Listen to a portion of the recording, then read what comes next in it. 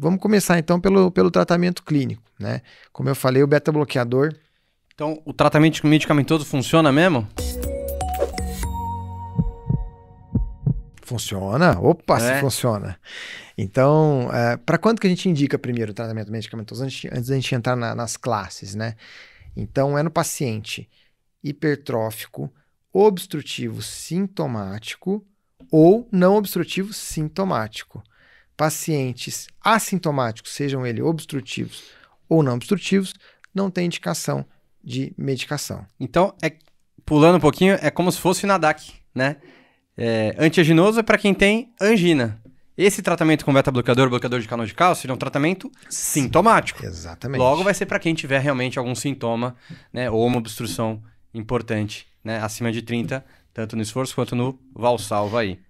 Isso daí não muda desfecho duro, medicação, é só para controlar sintomas, né? E então, a classe número 1 nas diretrizes é o beta-bloqueador. Tem um ensaio clínico randomizado apenas com beta-bloqueador nos hipertróficos, obstrutivos sintomáticos e não obstrutivos sintomáticos, que é o metoprolol comparado com placebo, e a dose máxima utilizada nesse estudo foi 150 mg de metoprolol. E ele teve um bom controle sintomático desses pacientes. Vini, comenta aí, por que o beta-bloqueador funciona então? Por que o beta-bloqueador funciona? Ele aumenta o tempo diastólico, fazendo com que reduza esse gradiente de via de saída do ventrículo esquerdo e ajude a liberação dessa via de saída, e o sangue consegue sair de maneira mais fácil do ventrículo esquerdo. O ventrículo fica mais cheio. Mais cheio. Gera menos gradiente, né? Porque não vai estar... Você vai afastar um pouquinho mais o septo, né? Então não vai encostar tanto, não vai gerar tanto gradiente. É o mesmo princípio das manobras provocativas do sopro da cardiopatia hipertrófica. Tudo que esvazia o coração, como por exemplo Valsalva, vai intensificar o gradiente e, portanto, vai intensificar o sopro da cardiopatia hipertrófica. Ao passo que manobras que aumentam o enchimento ventricular, como por exemplo elevação dos membros inferiores ou hand grip, que vão encher o ventrículo, vão reduzir esse gradiente, portanto, reduzir o sopro. É o que o beta-bloqueador faz. Show. E isso vai melhorar os sintomas também do paciente, tá? Então, beta-bloqueador, primeira opção. Segunda opção, bloqueadores de canais de cálcio. O que tem mais estudo é o verapamil, que pode começar 30 mg 3 vezes ao dia, pode chegar até 480 mg dia de verapamil. E os estudos com verapamil são menores e são estudos bem antigos, lá da década de 80, tá? E também temos a disopiramida, que é validada mais para formas obstrutivas, e ela é um inotrópico negativo, tá? Estudos pequenos também, de séries de casos, e é uma medicação não disponível no Brasil. Consegue por importação, mas a gente não costuma utilizar no nosso ambulatório. Mas também sem benefício de mortalidade. Sem benefício de mortalidade, é mais sintomático também. Então... e pode associar beta-bloqueador com bloqueador de canal de cálcio? É uma dúvida direta, né? Sim, nesse caso a gente tem alguns pacientes que respondem muito bem com a associação e não tem episódio de hipotensão. Mas importante. assim, o cara que você vai associar geralmente é o cara que você já chegou em dose máxima, ou você já vai começando os dois ao mesmo tempo? Não, a gente começa o beta-bloqueador, tenta otimizar. Boa. E depois a gente associa o bloqueador de canal de cálcio. Isso é uma dúvida que com certeza o pessoal vai ter, né? Então, primeiro eu vou otimizar o beta-bloqueador, que é a primeira linha, né? Se tiver uma contraindicação, não usa, mas vamos otimizar. Se eu não beta-bloqueei ele, frequência em torno de 60, aí talvez considerar uma outra medicação. Isso mesmo. E uma coisa importante, hipertrófico, a gente tem que evitar diuréticos, tem que tomar cuidado com diurético. Pode usar? Pode, mas com muita cautela. Outra coisa que a gente utiliza... Justamente para não reduzir pré-carga. Exatamente. E bater seco, entre aspas, o ventrículo, né? Aumentar a gradiente até.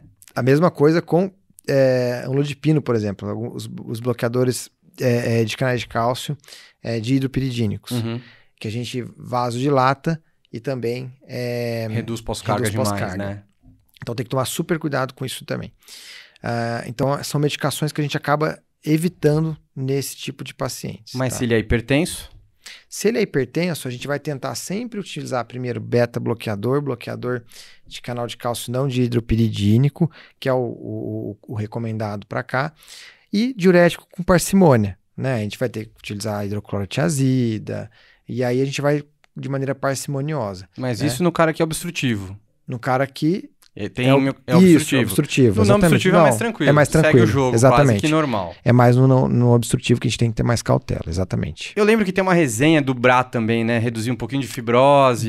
Boa. Então, comenta aí, talvez o losartana possa ter algum benefício específico. Tem um estudo com losartana que não mostrou muita diferença, e depois teve uma meta-análise que avaliou a losartana também sem muitas diferenças, mas tem um estudo que chama Vanish, que avaliou a valsartana. Boa. E a valsartana, sim, teve redução do grau de fibrose e teve melhora no remodelamento do ventrículo, e melhorou padrões também de diástole. Legal. Mas sem desfecho duro. Então, a gente acaba utilizando, principalmente nos obstrutivos, tá? Mas também não é algo que é extremamente necessário, tá? Show. Mas acaba entrando também na nosso arsenal clínico aí de medicação. Então, tá? isso tudo, pessoal, mais para a forma obstrutiva. Exato. Não obstrutiva é mais tranquilo, né? Vamos focar no obstrutivo, que é o que dá mais trabalho, né? Mas o obstrutivo sintomático também, lembrar que a gente trata com medicamentoso, né? É isso. Beta-bloqueador, bloqueador de canal de cálcio. Então, porque é um erro também, às vezes o pessoal fala, putz, é não obstrutivo, tá sintomático, será que eu dou o beta-bloqueador, bloqueador de canal de cálcio? É recomendado também. Então, é melhor a gente se guiar nesses casos mais por sintomas do que só pelo grau de obstrução. Mas o grau de obstrução vai nos ajudar, inclusive, na outra medicação mais nova que acabou saindo recentemente. E, Vini, então, isso tudo até porque se o cara não é obstrutivo e tem sintoma, é mais pela ICFEP, né? Que ele acaba tendo. Então, aí, talvez, realmente controlar mais a frequência, né? Antigamente o pessoal, isso não é nem da minha época, muito menos da sua, mas às vezes o pessoal induzia um marca-passo, né? Fazia um implante de marca-passo para induzir de sincronia, deixar o cara com a frequência mais baixa, mas isso daí já é papo muito antigo, não se faz mais isso, né? E uma pergunta que a gente tem, que nós não sabemos a resposta, esses pacientes, eles têm uma ICFEP, certo? Será que se eu der inibidor de SGLT2 para esse paciente... Com certeza deve ter estudo, né? Não tem. Não tem? Para hipertrófico não tem. Pô, tá aí uma tese de doutorado. Exatamente. Aí, cara. É algo que a gente está pensando aí. Doutor Fábio Fernandes, me adota aí. Mas não tem estudos com essa população específica. Pô, já sei meu doutorado. Fechou. Massa.